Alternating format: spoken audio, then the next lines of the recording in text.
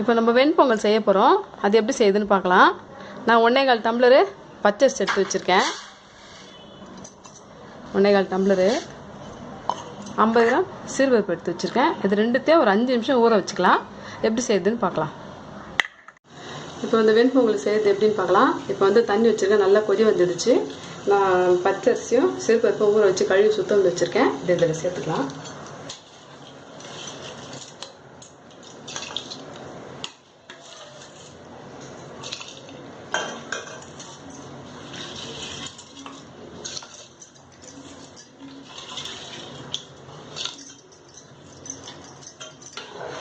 இது நல்லா வேகட்டும்.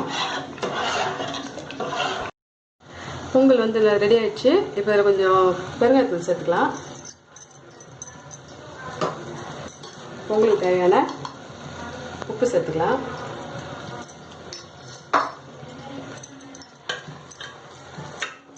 ஒரு 5 நிமிஷம் வேகட்டும்.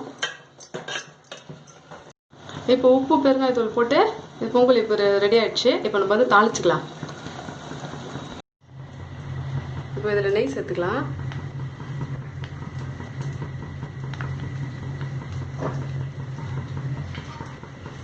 நெய் கொஞ்சம் காயிட்டோம்.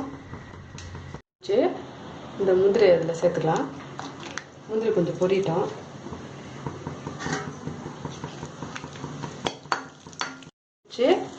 ஒரு 1/4 டீஸ்பூனு மிளகு சேர்த்துக்கலாம். அதில் ஒரு 1/4 டீஸ்பூனு சீரகம் சேர்த்துக்கலாம். கொஞ்சமாக இஞ்சி நறுக்கி வச்சுருக்கேன், இதை அதில் சேர்த்துக்கலாம்.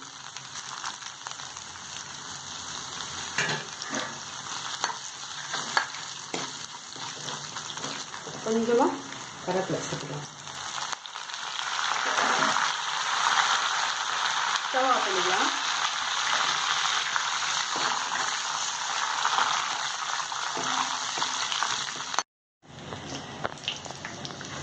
தாளிச்சதை இதில் நம்ம கொட்டிக்கலாம்.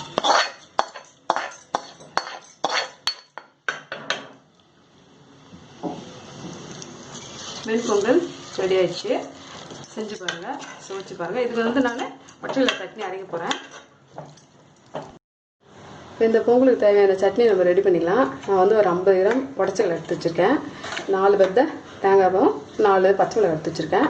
இப்போ இது ரெண்டுத்தை நம்ம நைஸாக அரைச்சி தாளிச்சிக்கலாம். சட்னி தாளிச்சிக்கலாம். ஒரு 1 டீஸ்பூன் எண்ணெய் ஊற்றிருக்கேன்.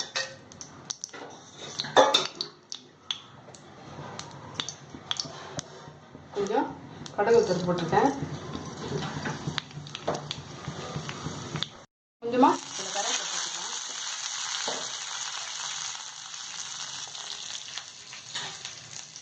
சாஸில் அதை கட்டிக்கலாம்.